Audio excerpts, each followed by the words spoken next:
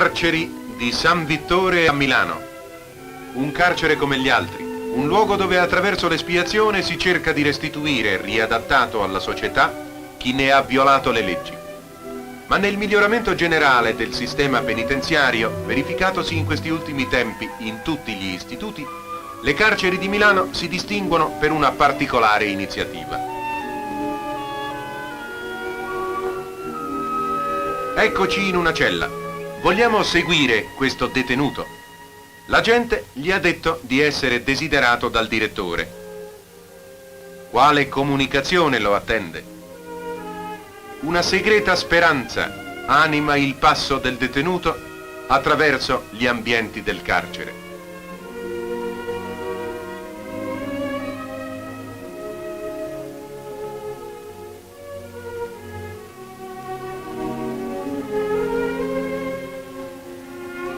Finalmente giunti. Cosa sta osservando il direttore? È il fascicolo personale del detenuto.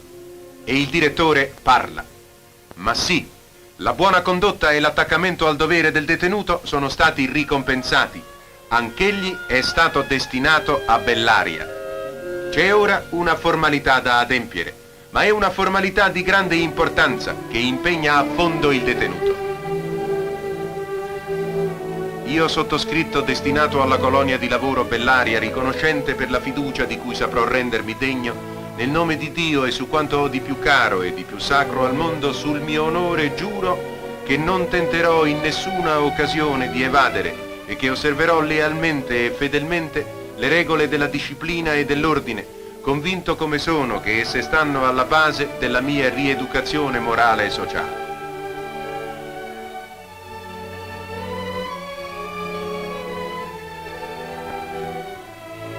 Con la firma dell'atto, una nuova vita ha inizio per il detenuto.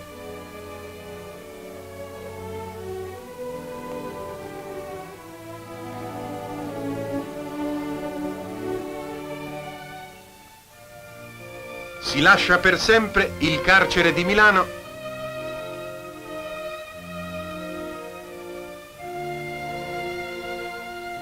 e si parte per Bellaria. È Bellaria un appezzamento di 88 ettari a pochi chilometri dall'Onate Pozzolo, nella vasta brughiera lombarda. E qui si è iniziato un ardito esperimento. Ampliando il concetto delle già esistenti colonie penali all'aperto, si è cominciato a far sorgere, per condannati a brevi pene particolarmente selezionati, un istituto privo di mura di cinta, di sbarre alle finestre e di porte blindate, per cui la sicurezza e la disciplina vengono raccomandate non più agli ostacoli materiali, ma al senso di responsabilità personale del detenuto. Poco ha da dire il comandante al nuovo giunto. Si vive tutto il giorno in piena libertà e non ci sono quindi molte regole da osservare. Esiste solo un solenne impegno che il detenuto deve rispettare per corrispondere alla fiducia in lui riposta.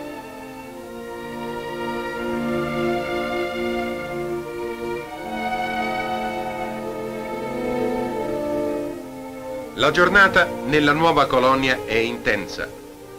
Nella loro impeccabile tuta estiva i detenuti escono di buon mattino per il lavoro.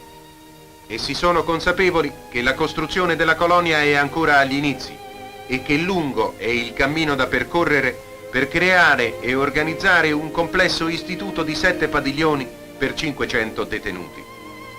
Ma sono ansiosi di far presto, di bruciare le tappe, di far fiorire subito l'arida zona, pionieri di un'opera di cui comprendono tutta la bellezza e l'importanza sociale.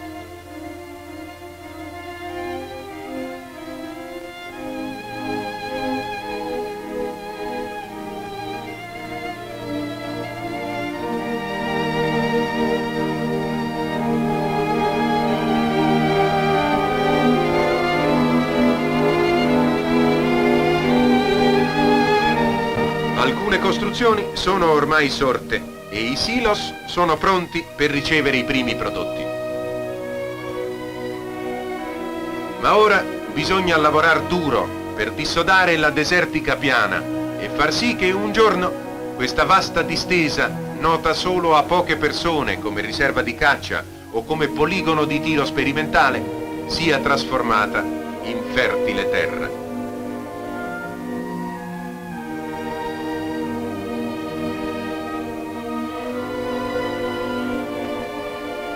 E nessuna meraviglia che i detenuti curino anche ciò che dovrà servire per un meritato e lecito svago.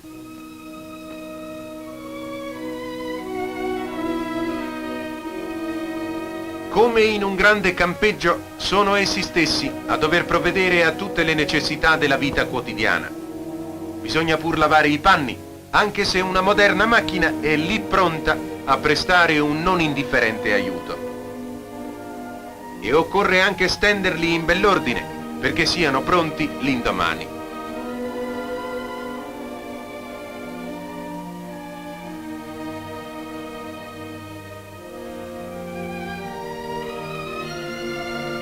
È necessario inoltre preparare la legna per la cucina e tenere un poco di contabilità. Ora la prima fase della giornata è finita. I detenuti rientrano in ordine nel padiglione, lieti di aver portato una nuova pietra alla costruzione del grande edificio.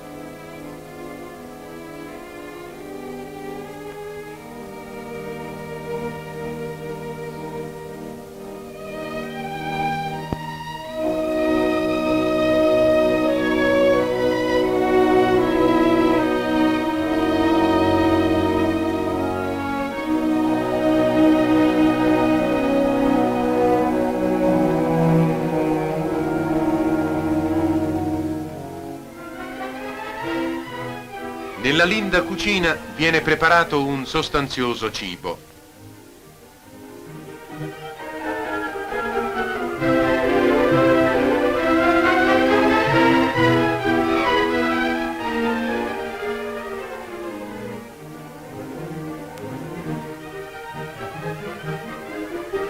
L'intenso lavoro all'aperto ha svegliato l'appetito e una lieta accoglienza è riservata agli abbondanti piatti.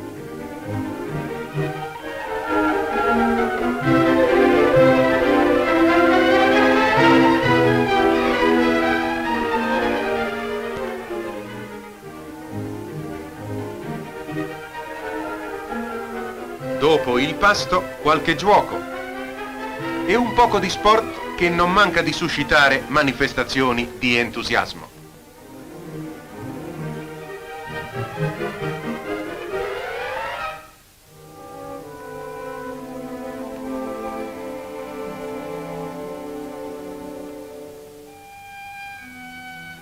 Altri invece preferisce concedersi un poco di riposo o darsi alla lettura di qualche giornale o godersi semplicemente l'azzurro del cielo, non più limitato negli stretti quadrati di robuste sbarre.